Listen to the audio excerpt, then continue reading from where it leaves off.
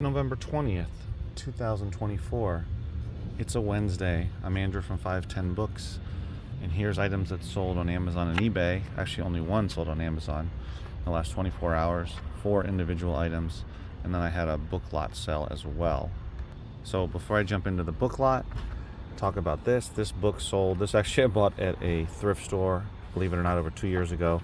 This is a well-known high school here in the area. It's called the Webb Schools, and very hard to get into, very well established, prestigious, and this is their 75-year book here. I sold it for $17 plus shipping. Took way longer than I thought it would, but it did sell, so I'm glad to move that out of here. And this sold called Summer and Smoke. I think it sold for $14.99, around there, plus shipping. This is one of those CDs that came from that huge lot of 10 boxes of mostly soundtracks, jazz, and classical music CDs. This is another really cool front cover. And then I sold this, Open Wide, The Freedom Gates, which was a donation. It's actually signed by her. You can see there, signed in 2003. This one only sold for like 12 bucks and change, but it was a donation, so that's fine. This was an Amazon sale. I've had this up for quite a while. Did not sell for much. I have a bunch of older CDs that I listed a long time ago that will randomly sell. And that's one of them. And that came from a Gaylord. So pulled that out of a Gaylord. I don't know. It's been a couple years at least. This was the best individual sale or sale on eBay in the last 24 hours. I'd look out for this DVD for sure. Recalling a Buddha, Memories of This Guy, The Life and Death of an Awakened Being. This is one of those. It's a DVD. Be on the lookout for it. It's probably, I think it's pretty rare, so if you happen to come across it, pick it up. I sold it for $39.99 plus shipping. That's right, $39.99 plus shipping. And this was in a big buy I made back in, I think it was either May or June. Bought a couple hundred DVDs, and this was one of them. This is an example of it's not super long tail, but about 4 or 5 months to sell, and that one sold. This is one that if I saw it wherever, at a thrift store, garage sale, etc., that I would take a look at it, just because it is very different and unique and not a typical run-of-the-mill movie. A lot of documentaries will be worth some money, so keep that in mind when you're out there looking at DVDs. So it was a really nice sale. Now let's talk about the book sale, which was not a big dollar, or rather book lot sale on eBay. It wasn't a big amount of money, but I'm glad I sold it because it was a lot that I had put up a while ago. And if you remember from a previous video, I've mentioned it probably a couple times, that I've been going through my shelves back here, like this middle shelf here. I've already gone through, cleared out all the eBay lots that I didn't want, that had not sold. Got rid of those, freed up a bunch of space. There's still a couple of free, there's a free crate, box, 2 boxes there. And then this side I haven't gotten around to yet, but that's coming up next. So there was a box there, a banker's box full of books, and now they're over here because I'm going to ship them because they finally sold. If you remember, I got a massive romance novel donation, book donation, many months ago, probably before the summer. I sold, I sold off, if not all of the book lots I put together, almost all of them. And this was one of the last ones. This was a big one here. 112 romance novels. They're all from Silhouette, called Intimate Moments. I wouldn't recommend listing these, even with as many as I had, 112. It took a while to sell, and I didn't get what I thought I would get for it. I just took the offer. I actually had dropped the price already a while back, down to $39.99 for 112 books. Still didn't sell.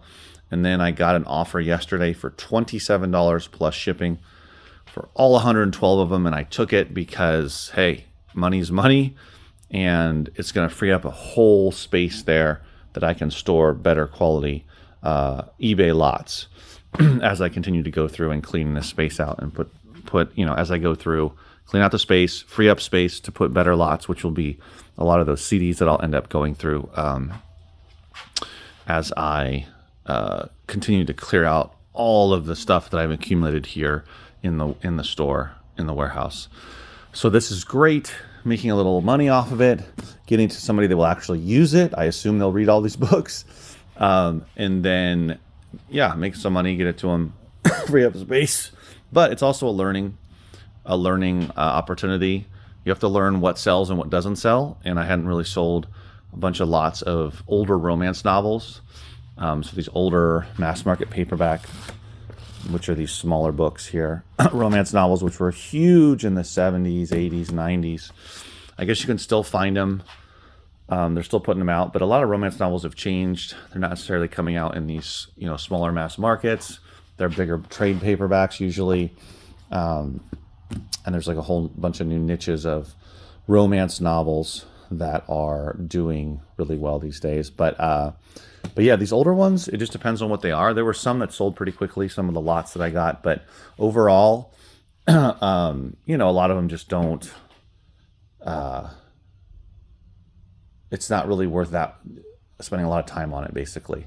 And I was surprised because I thought with 112 of them that I would even sell it for $40, but it ended up selling for 27. So sometimes you just got to take the price, that it sells at, the offer that they make you, which is why I recommend always having offers turned on for all of your items on eBay. Always take advantage of that.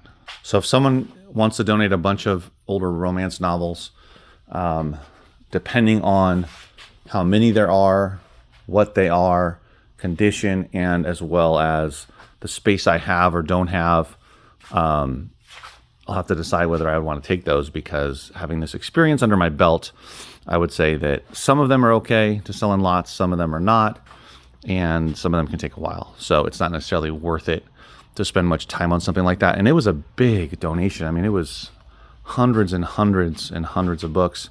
I have to go back to the video excuse me, that I shot, because I remember I had the floor just stacked with tons of books from that donation.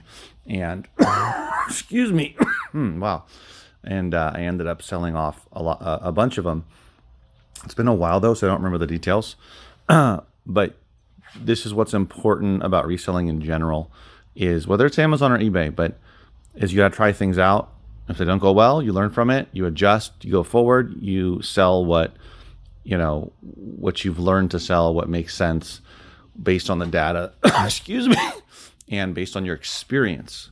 So I knew already that older romance novels weren't worth looking up individually. There's always going to be some random ones, but for the most part, they're not worth it. So I just always pass them up. If someone's going to give me a bunch of them for free, like I said, I took them this last time. We'll see next time if that happens. The first time that I gotten only romance novels in such a large quantity. So, it's unlikely, but always possible that I could get a bunch more in the future. But at least I have this under my belt, this experience, and I know, know better about how to approach it and that type of thing. You really want to make sure that you focus your efforts on individual items or lots that are going to make you money sooner than later. And if it's going to be later, that's going to be going for a really good amount of money, so that you are spending your time buying, sourcing, photographing, listing, etc., the items that are gonna bring in the most money the quickest, but also balance that with items that might take longer, but they're not going for $10. They're going for, $30, $50, $80, $100, even if it's going to take 3, 6, 7, 8 months, a year to sell. So it's good to have that balance in your inventory, especially with media, because there is a lot of media for sale on eBay and Amazon, of course. So I recommend having that diverse inventory of stuff that should sell, that's long tail, but for a higher profit, mixed in with stuff that's going to sell quicker. Of course, if you can sell something for $100 within a day of listing it, obviously do it. And you should put as many of those in your inventory as possible. And if you can have most of your inventory be stuff like that, then great. But sometimes it's hard to find that kind of stuff consistently all the time. All right, guys, thanks for watching. I'll see you in the next video.